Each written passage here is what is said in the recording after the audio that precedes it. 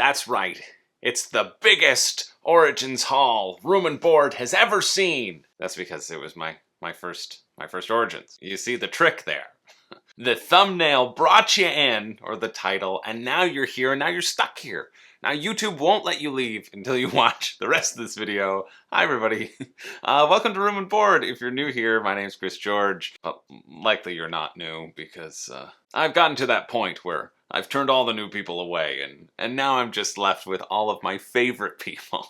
But yeah, this will be the last Origins content coming from this channel ever. They've gotten their money's worth out of my media badge, which is right here. I think it's pretty cool. Media badge tip that Hungry Gamer taught me is that you put your little business card on this side, so when your name inevitably flips around, people can see who you are still. Brilliant, Will. Just brilliant. But yeah, Origins was a blast. I've talked about Origins a lot, or at least you've seen the vlog and you've seen our recap. So I'm not going to recap the event, but I did come home with too much stuff. And I could have probably come home with more, but I wanted to make sure that whenever somebody or a publisher gave me something, I would have enough time to cover it and to put out a sort of timely review. So this video can also be upcoming reviews that you will see on the channel, upcoming coverage on the channel, and you'll have to let me know which one you are interested in seeing first, because that will likely determine what I get to the table first, what you all want to see my thoughts about. So yeah, I came home with a bunch of review copies, and it feels pretty cool. Obviously, getting games is pretty cool, getting free games is pretty cool, but it also feels like a bit of a homework assignment of all the things that I want to get to and need to carve out the time to do so. But the first cool thing I came back with from Origins, so let's get into it. I love these sorts of videos. I love seeing people get stuff. We all like stuff in this hobby. We just like amassing more and more. That's what Kickstarter's for. And it feels nice to just watch other people get a whole bunch of things, because then you feel better about getting a whole bunch of things. If somebody else is getting a bunch of stuff, well then obviously you as a consumer should also be slamming down all the boxes that you can imagine into your home until there's no space left for relationships or furniture. That's what expansion boxes are for.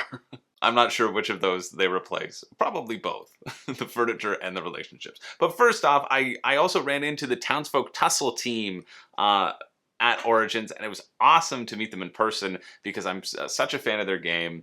And they were doing the rounds. They don't have any copies because it's sold out like wildfire, and they lost so much money on shipping. But their communication with their backers is exceptional. Really is. And so they said, oh, thanks, here are some cool pins. I'll show some b-roll of the cool pins. And yeah, you got Georgie Iron Gut, who's the dead zombie. You got Pepe Milk Frog, you got the Peddler, and you also got Norman Fishboy, which I like the best because he was vertical. His pins were vertical, so I could put them on my little lanyard and feel really cool. I'm not much of a pin guy. I don't really put pins on things, but when you have a lanyard, you gotta have some pins to attach to said lanyard. So that was just delightful. Now, before we get into what I got from Origins, I do have two things that arrived in the mail recently that I also will be covering for review. One, which I know nothing about, Labrynth Paths of Destiny. I know a little bit about it. They pitched me back in December, and they said, hey, this is like a nice lightweight family game that you can really bring new gamers into the hobby with, and I like that sort of stuff, or I like learning about those sorts of things. So this is one that I am going to check out eventually, delving into the dangers of the dungeon. I'm a bit scared when I see this grid because it feels like there might be too much rolling and moving, or it reminds me of a game that didn't look good, which had a similar grid like this, but I'll let you know what I think when I review it. So that's on the docket to review.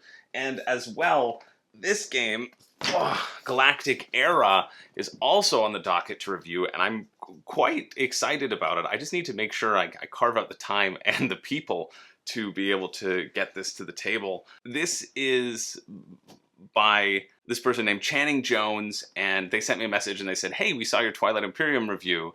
And listen, I made a game that basically is Twilight Imperium and fixes all of those issues that you had with Twilight Imperium. And I'm like, well, obviously that's a great pitch to make. And so I'm interested in checking it out. The most interesting mechanic I think of this one that I am excited for is that there's a light and a dark side, basically. So you you're the service to yourself or your service to others. When you're service to yourself, you can then be more aggressive and take more aggressive like military actions. And when you're service to others, then you can, you can do diplomacy a bit better. And I think the navigating those switches is going to be kind of fun and interesting. So I'm excited to get this one to the table. Channing will be watching the channel being like, he hasn't gotten it to the table yet. I sent it to him a month ago, or whenever it arrived at my door. The time has no meaning in this YouTube era. Anyway, so those are two that I didn't get at Origins, but I am excited to take a look at and to review. So I figured I'd put them into this video as well, because if I get to one of them first, and all the publishers who gave me free things said, why aren't you covering our game that we gave it to you specifically to look at? Well, this is why, because there's a bit of a queue.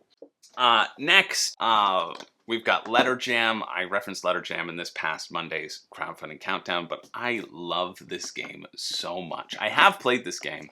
I wanted to pick up a copy, and my old Codenames buddy, I played Codenames Live with over on Tim Riel's channel, which I think I've referenced before. It's Codenames Live. I've been on there with Alex Radcliffe too. I've been on there with a couple people. It's a fun time. They do it every Monday and Thursday night over on Twitch. So Tony and I were paired up, and we lost just abysmally. But I saw them at the convention, and I mentioned I was interested in picking up a copy of this, and he graciously gave it out to me to do a review on. So I want to do a full review on this game just to have more content about this game out there. It's Hanabi meets a word game. I just think it's so fun, and it's such an affordable price point. It's just like, yeah, it's real good. It's real good. I'll do a full video on that just because, and I have the components to do the B-roll with, which is great, because I really, really enjoyed this game. This was my favorite game that I played at CadreCon, which was the little big weekend meetup that a bunch of my neighbors and friends kind of put together. Yeah, it was awesome. So that's cool. Ugh. Another small little game that I remember when it was on Kickstarter. This is Aldabas, The Doors of Cartagena, I think. Yeah, I got it right. Well, I probably didn't get it right. This is by Grand Gamers Guild. I was talking to them. I missed their booth, and I was talking to them at the last day of the convention, and they asked if I wanted to review it, and I said, listen, I've taken on too much. And they said, come on, it's a little card game. And I said, okay, fine, I'll review it. But I remember when this was on Kickstarter or GameFound, one of them, I thought it kind of looked neat. You're kind of making a little tableau of doors. So interested in checking this one out for sure. I think they want to make a push of this at Gen Con just to get the word out there a little bit more. So that was cool. And then I swung by the Van Ryder Games booth and talked to AJ, who's an awesome person who I have interacted with because I told everybody, not to 5 reasons they shouldn't back Final Girl. But AJ's super nice. It was lovely to meet him in person, and he hooked me up with these 2 graphic novels, and these are kind of like choose your own adventure novels. And I didn't know that Van Ryder Games put these out, but my neighbor was around the booth at the same time, and he said, oh yeah, these are awesome. He got them for his kids, a bunch of them for his kids. I haven't worked my way through this one yet. This one's more of like a Euro feel. You've got a little town at the back that you're going to be creating. So I'm excited to try that out. But when I was walking home, stand up. Yeah, when I was walking home, I was tired. I was kind of burnt out from interacting with people, night 3 of the convention or whatever. So I walked home, and I got home, and I just wanted to decompress. And I pulled out this Tears of a Goddess, and it's really cool. It's just a choose your own adventure book in a graphic novel setting. So you've got your little story about how you gotta find the 3 thieves who stole the Tears of the Goddess. And then you can also, at the beginning, you choose your specialty. So you could be like a master of disguise or a master of throwing stars or whatever your specialty is. And then as you progress through the game, it's like, hey, if you have the disguise proficiency, go to this page, and you can activate it in that way. It's just like, honestly, it was super relaxing I haven't worked my way through it, and I want to have a separate page so that I don't, for your items and your health and stuff, so that it's kind of more replayable, and I could maybe gift it to my neighbor's kids as well when I'm done. But yeah, just like a really relaxing, cool choose your own adventure games, which I didn't know these even existed. So I'm super glad that he hooked me up with these, and I now know they exist, and now I can talk about them because I think they're really well produced and really well done. Well, this one's heftier though, so that's how you know you get a hefty game in it. So that was pretty cool. What else have we got? I got a copy of this older game, Manhattan Project Energy Empire, and I've heard this is the best Manhattan Project. I just got the first Manhattan Project from my neighbor. We traded for, I think, Marvel United, maybe? I said, I've heard good things about Manhattan Project. He said, yeah, take it. And so Matt at Colossal Games sent me home with this copy. I'm excited to try out the two of them because I have heard good things about both of them, and these are kind of things on my wish list of older games that I have heard positive things about and would like to try and interact. I've heard Energy Empire is the better one. Maybe if I play them both with Zach, we can do a versus sort of style of thing that we've gotten in the habit of doing. I've got one on Massive Darkness and Zombicide coming up, probably this week, as long as I go through and edit and make sure it's all good. But yeah, this is one I've heard great things about, I'm excited about, and Surfin' Meeple is actually the conglomerate that kind of runs Colossal and Managot Games, or their distribution or something. Yeah, so I'm quite excited to check this one out. You know, it feels better when this was a purge pile and I knew they were going out and I was freeing up all this space, and now all this space is filled just immediately, and I haven't gotten rid of or sold most of the other ones. Next up, I've got a copy of The Night Cage, which is peeling its shrink right now. That's okay.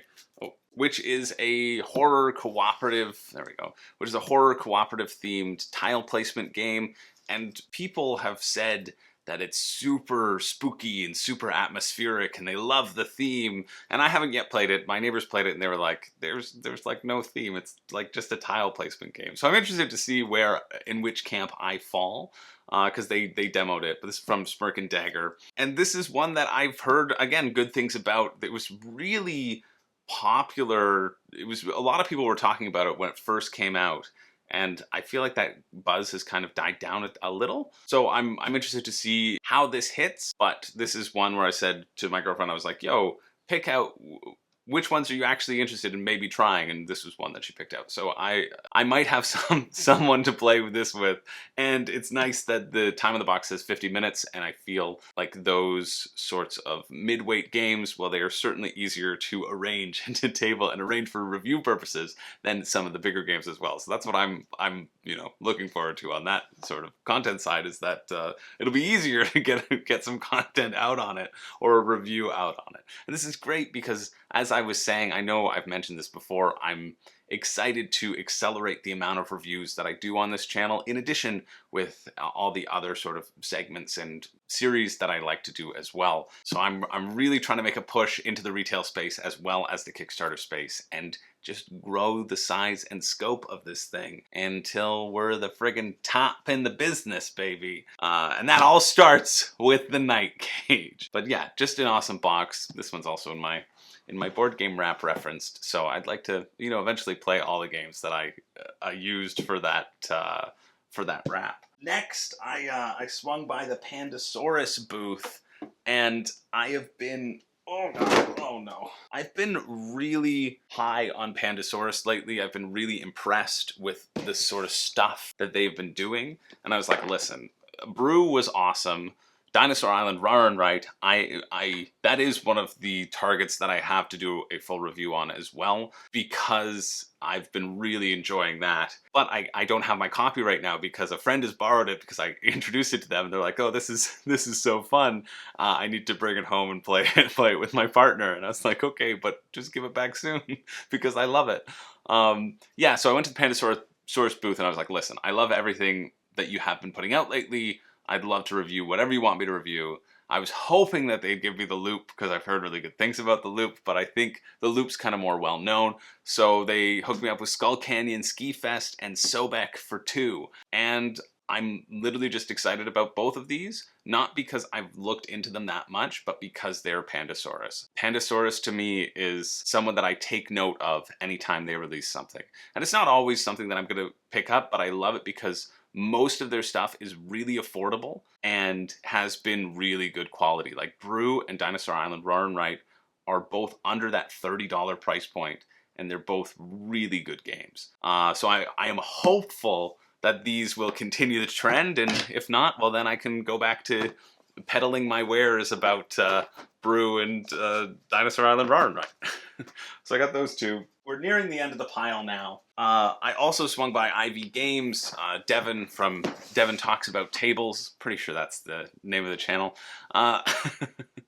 He introduced me. He's got a good relationship with Austin and the team over there. Oh, and so they hooked me up with this copy of Veiled Fate, which was an open copy, but I am really excited to try it because I've heard good things. I've heard that it's that it would probably be up my alley because I like sneaky, lying, tricksy little games, and I am really impressed with the quality of games that Ivy Studio has put out. Mythic Mischief, I think, is my main thing that I've been thinking about, but I know that they're going to have a Moonrakers big box edition coming out that I will probably have to look into because I imagine it's going to do really well on Kickstarter. Well, I have to look into it anyway because of the Monday show, but might have to look into it sooner and, you know, come up with some counterpoints to it if it crosses that $1 million threshold. But Veiled Fate is one that I am really looking forward to, and it's cool that it plays 2 to 8. That's such a wide range, and so I really want to get some plays in at the lower player counts and potentially the higher player counts if I can manage it.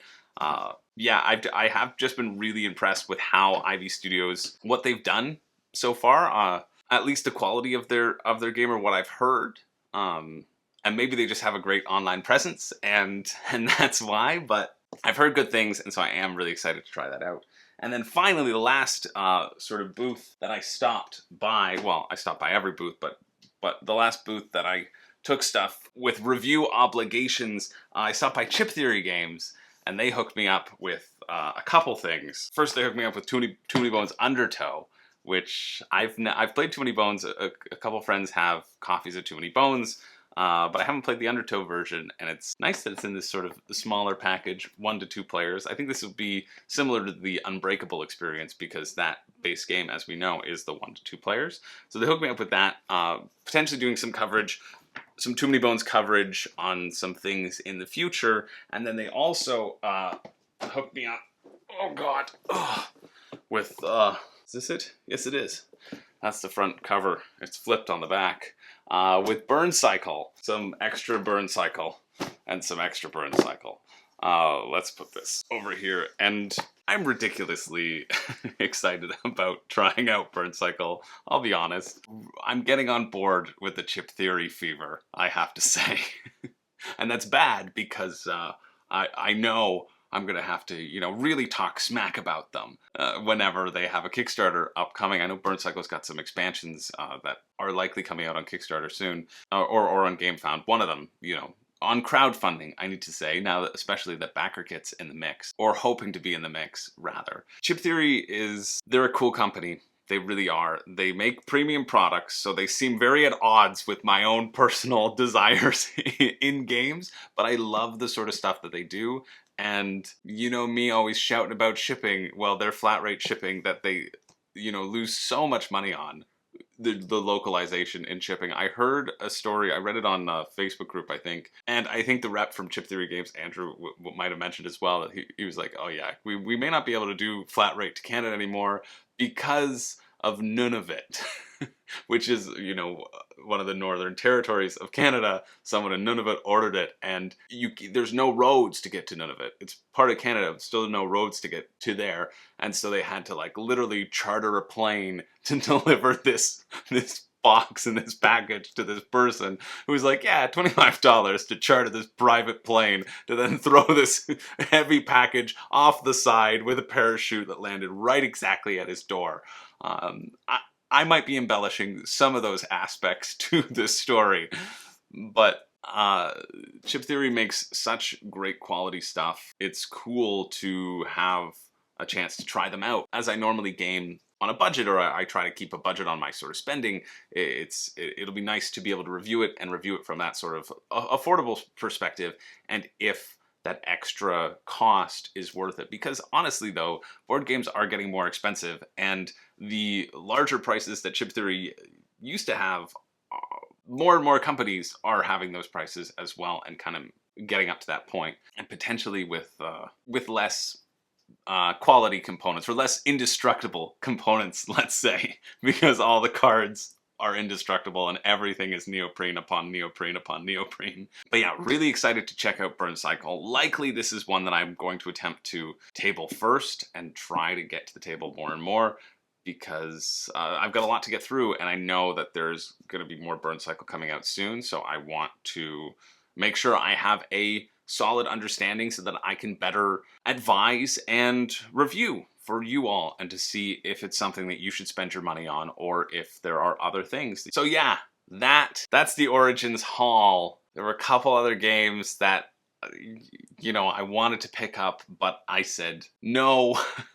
Just honor your original agreements first. Don't bite off more than you can chew. There are a ton of publishers who I am very excited to start working with as well, and start getting more game coverage out to you all. But of course, that takes time to make sure that I have played it enough that I feel satisfied in making sure that I am not just talking about it in a surface level, but that I've investigated it in a deep level, and can hopefully give you the benefits, the pros and cons of every game ever, and be that valuable resource that I hope to be, and not just be putting out coverage that is surface level and that I obviously enjoy, because I enjoy games. I have no doubt I'm going to enjoy every single one of these in some capacity, but I think my goal and purpose is to make sure that I am able to look at all of them critically and give you a good breakdown, so that if you spend your money on one of these things, you know what you're getting, and you know that you will love it, or it'll particularly jive with you and your interests as well. So yeah, that's the Origins haul, the requisite Origins haul video that obviously you have to do. I love watching these sorts of videos. I do. I love watching people shop for board games. Same reason why I like watching Board Game Purge videos, right? It's the same sort of mentality of the cycle of the collection, and what is incoming and what is outgoing and what looks cool. So yeah, tell me which one of these, let's see, let's put Burncycle on the bottom. Maybe. Burns, you're represented. Oh yeah, I'll put them to the side like that. That's good. There we go. Does that work? That kind of works. Tell me which one of these you're most interested in as well, and which you would like to see coverage come quicker than the other ones, because I only have so many hours and most of it goes into video production. So I'd like to carve out some more hours to maybe play some games in my life. And it'll be helpful to know which ones you are excited about and which ones you're interested in checking out. For me, I'm looking to get Burncycle to the table pretty soon. I really want to get Galactic Era to the table. It's just finding the group and the time, because it is sort of a larger game. And then a few of these other ones are going to be easy to table in various sessions as well. Oh, but obviously, literally anything on this side. I couldn't see it because of Burncycle. Then I'm like, oh yeah, Pandasaurus and Veiled Fate, it looks so good, and Night Cage down there, yeah. Anyway, thanks so much for hanging out, sticking around. My name's Chris George. I do not have a catchphrase yet, but I will. I'm circling one. I feel like it's really close that I'm gonna get one. It's almost there. Well, you know, here's one. I was gonna end the video there, but I think we've already done that joke, so goodbye. And then I wanted to say goodbye. Okay, we're done. See you in the next one.